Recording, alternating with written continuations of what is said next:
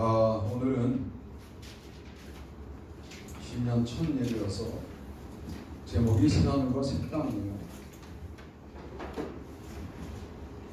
혹자들은 새하늘과 새 땅 그러면 또 그 얘기 하려고 하는구나. 그런 적이 없어요. 제가. 여러분, 새하늘과 새 땅이라는 정확한 표현이요, 신약 성경에 4번 나와요. 구약 성경에 5번 나와요. 이게 흔히 나오는 표현이 아닙니다. 3번이 요한계시록에 나오고 1번이 베드로 후서에 나와요. 오늘 그걸 제가 다 다룰 건데, 새하늘과 새 땅이 여러분의 가정 가운데 임하기를 축복합니다. 아멘. 우리 교회 가운데 임하기를 축복합니다. 아멘. 여러분의 삶의 현장에 임하기를 축복합니다. 아멘. 새하늘과 새 땅이 뭐냐 도대체 할 때 하나님의 약속이다 하는 것이죠.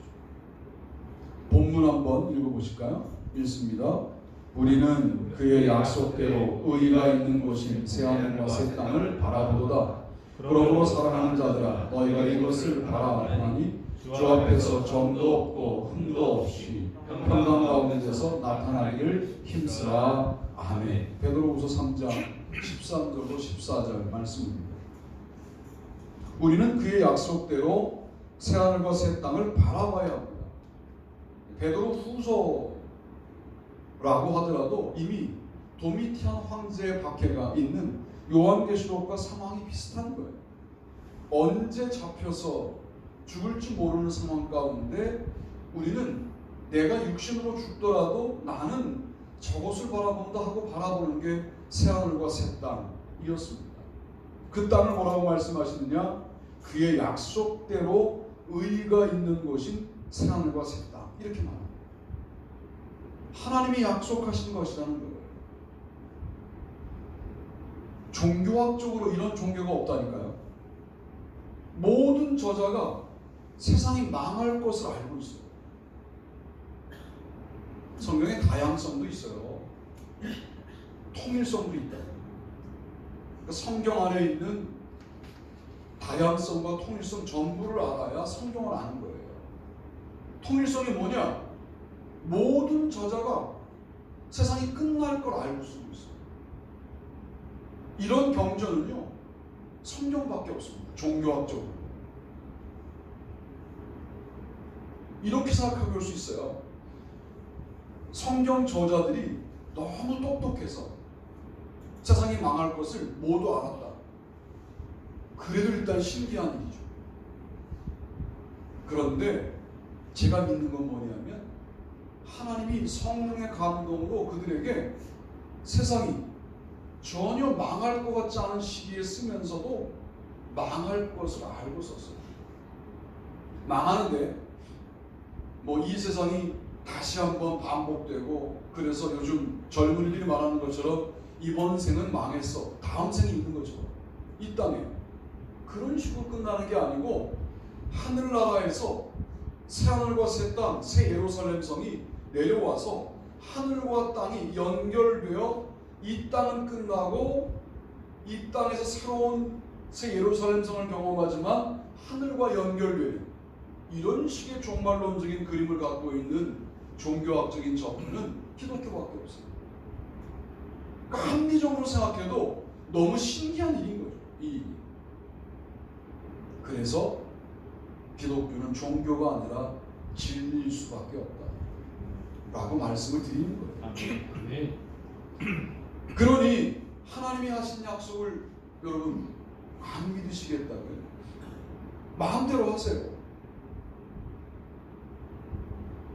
믿는 게 신상에 좋으실 거예요. 이게 좋은 일입니다. 믿어지는 역사가 있기를 축복합니다. 아멘. 너희가 이것을 바라보나니 주 앞에서 점도 없고 흠도 없이 평강 가운데서 나타나기를 힘쓰라. 우리가 주 앞에 서 있어야 우리 힘으로 흠 없는 거 가능합니까? 화내는 게 아직도 문제가 있어요. 후배들에게 화를 낼 때는 팩트를 탁 말하고 품어주면서 화를 내야 되는데 완전히 관계를 끝내는 것처럼 내가 화를 내요. 이번 주에 경험한 저의 간증이에요.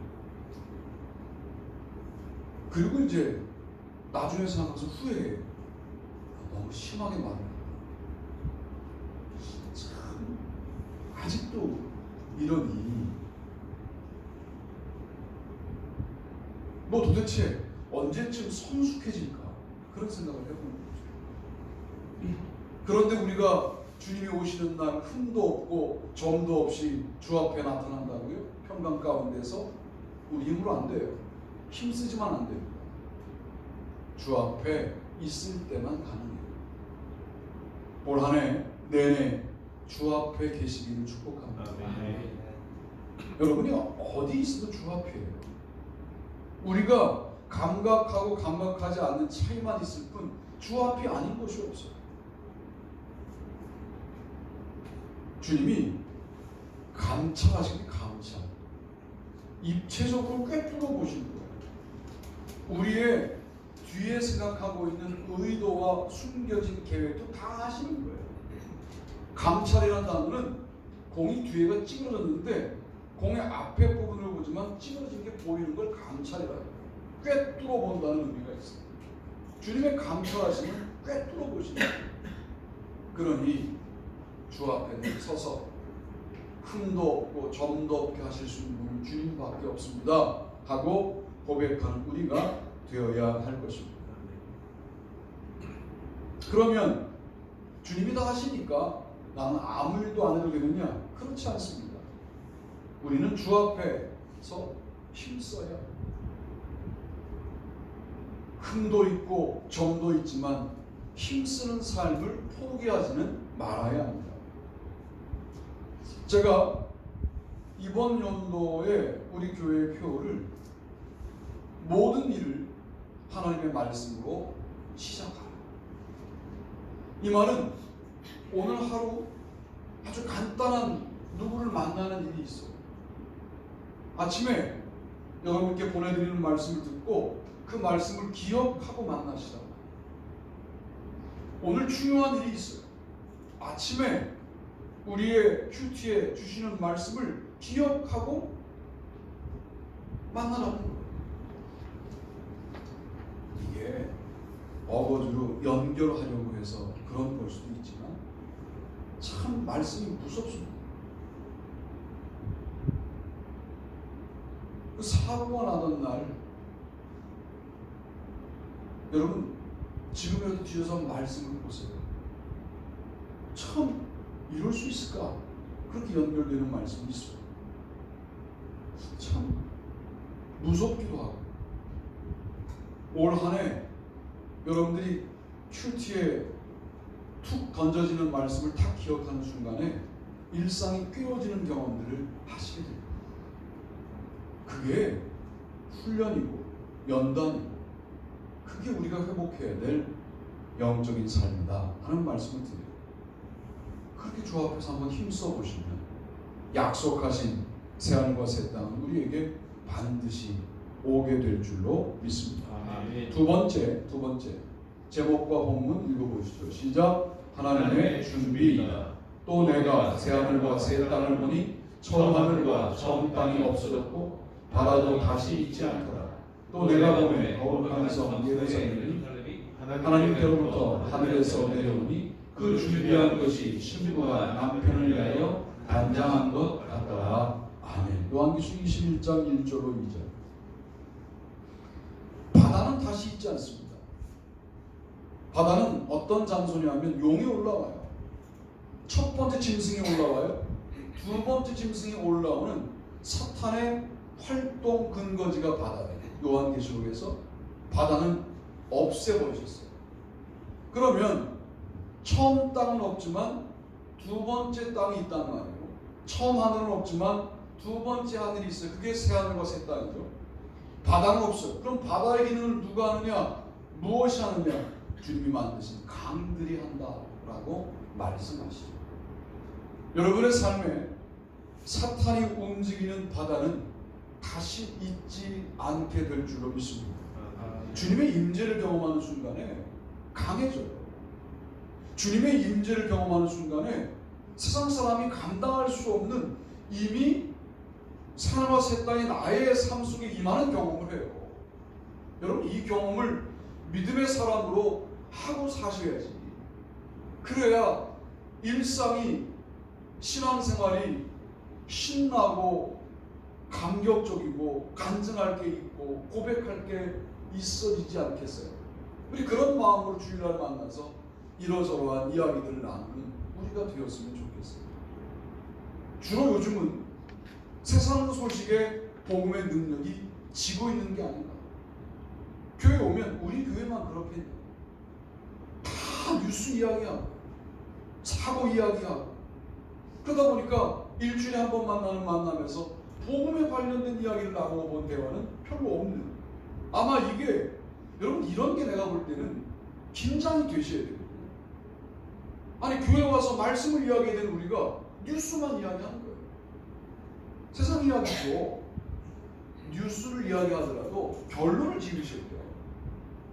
봐봐, 우리의 끝도 반드시 있어. 믿음으로 돌아갑시다. 이렇게 해야 되는데 뉴스만 말하고 끝나면 세상이 들어오는 거죠. 여러분, 늘 복음이 말해지는 아름다운 교회가 되기를 축복합니다. 아멘. 자, 그리고 새하늘과 새 땅을 가시적으로 보여주는 실체는 거룩한 성 예루살렘입니다. 그런데 가시적이지 않아요. 이게 1스타디온이 600걸음인데 곱하기 14,000을 하면 2,450km가 된다는 거예요. 이게 세로, 가로, 그리고 높이가 다 2,450km예요. 그런 건물이 나는 거예요. 그걸 건물이라고 말했지만 그런 건물은 존재하지도 않고, 존재한다고 하더라도 그 건물 앞에 서 있는 우리를 생각해 보세요. 볼 수가 없습니다. 있지만 볼 수 없어요. 이게 거룩한 성 예루살렘. 그러니까 가시적 실체라고 말했지만 눈으로 보는 게 아니라 영으로 보는 것이어야 되는 거죠. 영으로 객관적으로 쳐다봐야만, 우주로 나가야만 볼 수 있는 크기가 지금 거룩한 성 예루살렘이다. 그러니까 하나님 편에 서 있어야 볼 수 있는 것이다 라고 말할 수 있습니다. 그런데 하늘에서, 하나님으로부터 하늘에서 내려온다. 그 준비한 것이, 하늘은 이미 준비가 끝났어요. 이 땅 가운데 내려오기만 하면 되는 거예요. 그러니까 이것은 하나님이 준비하신 것이죠. 하나님이 약속하신 것 분명히 이루어지죠. 인간이 약속한 것이 아니니까. 하나님이 준비한 것 반드시 오죠. 그러니까 세상의 종말은 반드시 오고, 그 종말은 우리를 새하늘과 새 땅을 만나는 아주 새로운 경험을 하게 만드는 그런 경험이 될 거라는 거예요. 세상 모두가 어둠을 말하고, 세상 모두가 힘듦을 말하고, 고통을 말하고, 고난을 말하고, 죽음을 바라보고 있는 이때 우리가 새하늘과 새 땅을 말할 수 있는 것은, 이것은 하나님이 준비한 것이기 때문에 그렇다라고 고백할 수 있어야 할 줄로 믿습니다. 그 준비가 뭐냐? 신부가 남편을 위하여 단장한 것 같다. 순서가 바뀌었어요. 하나님이 신랑이고 우리가 신부인데, 하나님이 신부가 신랑을 위하여 단장한 것처럼 준비한 새하늘과 새 땅을 내려주시겠다는 거예요. 주님의 재림과 함께. 그러니 주님의 재림 때는 완벽한 형태로 내려오겠지만, 주님의 임재를 말씀 묵상을 통하여 깨달은 우리에게 새하늘과 새 땅의 경험과 또 영적인 체험이 올 한 해 반드시 주님의 준비로 있게 될 줄로 믿습니다. 아멘. 여러분, 이런 기대를 가지고 새해를 시작해야 되는 거죠. 세 번째 말씀은 너무 무서운 말씀이고 너무 대단한 말씀이에요. 세 번째 말씀을 말씀드리고 오늘 말씀을 정돈해 보려고 합니다. 제목과 본문 읽어보시죠. 시작. 하나님의 종들아, 이기는 자는 내 하나님 성전에 기둥이 되게 하리니 그가 결코 다시 나가지 아니하리라. 내가 하나님의 이름과 하나님의 성 곧 하늘에서 내 하나님께로부터 내려오는 새 예루살렘의 이름과 나의 새 이름을 이 위에 기록하리라. 귀 있는 자는 성령이 교회들에게 하시는 말씀을 들을지어다. 아멘. 요한계시록 3장 12절로 13절 이런 본문을 제가 생전 처음 봤어요. 요한계시록을 우리가 강의할 때 제가 놓쳤던 부분인데요. 다시 보니까 너무 엄청난 말씀이에요. 그동안 하나님이 내가 서영선 너와 함께한다 말씀으로만 하셨거든요. 그런데 주님께서 새 예루살렘의 이름과 하나님의 새로운 이름을 하나님의 성전에 기둥된 빌라델비아 교회 성도들에게 기록하시겠다. 여러분에게 하나님의 새로운 이름 뭔지 몰라요? 나는 스스로 있는 자다. 이게 하나님의 이름이잖아요. 우리가 알고 있는 건 이미 옛 이름이죠. 새 이름은 뭐라고 써주실지 몰라요. 그런데 믿음을 지킨 빌라델비아 교회 성도들에게 하나님의 이름을 적어주시겠다. 너희들을 나의 손바닥에 적었다. 우리의 이름을 하나님의 손바닥에 적었다는 본문이 있어요. 그리고 흰 돌에 주님의 이름을 적었다는 본문은 있습니다. 그런데 직접 성도들 위에 내가 이름을 적겠다라는 본문은 이 본문밖에 없습니다. 얼마나 큰 축복이에요. 여기에 이렇게 써 있는 거죠. 하나님의 것 써 있는 거예요. 우리가 하나님의 소속이라는 것을 이름으로 기록해서 너 내 자식이다 이렇게 기록해 놓으시겠다는 거예요. 그 이름 중에 새 예루살렘의 이름 이게 바로 새하늘과 새 땅의 가시적 실체 아닙니까? 이 본문이 이렇게까지 확대 해석이 될 것 같아요. 새 예루살렘의 이름 새 예루살렘 성은 2450km 높이, 길이, 넓이이지만 그 아름다운 능력을 나의 믿음을 지킨 나의 이름에 배반하지 않은 성도 각자에게 그 능력을 기록으로 남겨놓기라고 말씀하십니다. 전 그래서 새 예루살렘의 약속이 하나님의 기록이다 라고 묵상을 하고 있는 겁니다. 볼지어다 내가 내 앞에 열린 문을 두었을 때 능히 닫을 사람이 없으리니 내가 내 행위를 아노니 내가 작은 능력을 가지고서도 내 말을 지키며 내 이름을 배반하지 아니하였도다. 계시록 3장 8절 말씀입니다. 작은 능력을 가지고도 그래서 학자들은 빌라델비아 교회가 매우 작은 교회였다. 큰 교회를 제가 욕하는 게 아니고 작은 교회가 할 수 있는 자기들만의 독특한 신앙생활을 한 거예요. 뭘 했느냐? 하나님의 이름을 지킨 거예요. 작은 능력을 가지고도 내 말을 지키며 내 이름을 배반하지 않았던 거예요. 이 말은 바꿔 말하면 로마의 박해 속에서도 타협하지 않고 믿음을 지켰다는 거예요. 아니 그거 뭐 우리만 지켰나? 이렇게 말할 수 있지만 하나님은 그 작은 교회가 얼마나 힘들었을까? 그 몇 명 안 되는 성도들이 그래도 똘똘 뭉쳐서 하나님의 말씀을 지키고 하나님의 이름을 지켰으니 참 니네 아주 위대하다. 하나님의 성전에 기둥되게 하겠다 라고 말씀하고 내가 내 이름을 내 새 이름을 다른 교회 성도는 모르겠지만 내가 너희들 각자에게 기록해 주겠다.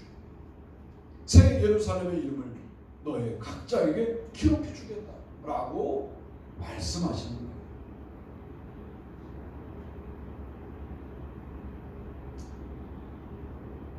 작지만 도리어 말씀을 묵상하면 하나하나 영적으로 터치할 수 있기가 좋잖아요.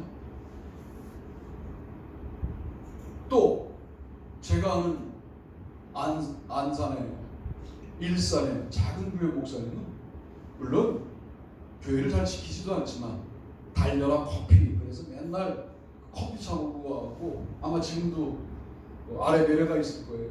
이런 일이 터지면 그 공항에 내려가서 커피를 나누는 그런 일을 해요. 그리고 올라와서 주의를 지키고. 그러니까 뭐 교회가 늘 그 숫자가 그 숫자인 거죠. 금요일에 어떻게 하느냐 그랬더니 뭘 이렇게 그 마을 한가운데 소리 지르고 기도하면 신고 들어온다고. 그래서 어떻게 하냐 그랬더니 일단 통성으로 기도하고 5분간 기도하고 목회자를 따라서 일산 호수공원을 침묵 기도하고 돌아다닌다는 거예요. 이렇게 돌아와서 끝낸 거예요. 야, 그거 참 좋다. 그리고 이제 그가 하는 말이 있어요. 저 후배 목사죠. 나는 아주 여러분들을 놓고 깊이 기도합니다 라고 말씀한다는 거예요. 그렇습니다. 그것만큼은 사실이에요. 물론 그냥 입에 붙어있는 채로 기도하는 경우들도 어느 새벽에 없다고 말씀드릴 수는 없지만 기도를 빼먹은 주간이 없어요. 네, 52주 내내 아마 일주일에 5번에서 6번씩은 여러분의 이름이 똑같은 기도 제목이지만 하나님께 보고되고 있는 교회가 작은 교회. 주님이 더 주목하실 수 있는 교회죠. 빌라델비아 교회 같은 예수사랑 교회가 되기를 축복합니다. 아멘. 하여 하나님이 본인의 새로운 이름을 기록하는 한 해가 올 한 해가 됐으면 좋겠다. 그래서 새로운 새 땅을 이렇게 묵상합니다. 하나님의 약속이다. 반드시 이루어집니다. 그날도 이루어지지만 올해에도 말씀을 묵상하면서 그 땅과 그 하늘을 내 안에서 경험합니다. 하나님의 준비다. 내려온다. 주님의 임재를 통하여 그 새 예루살렘 성도 내 안에 내려온다. 하나님의 기록이다. 우리가 말씀을 지키고 하나님의 이름을 지키면 주님 그 이름을 우리 마음판에 기록해 주시고 하나님의 새로운 이름도 기록해 주신다.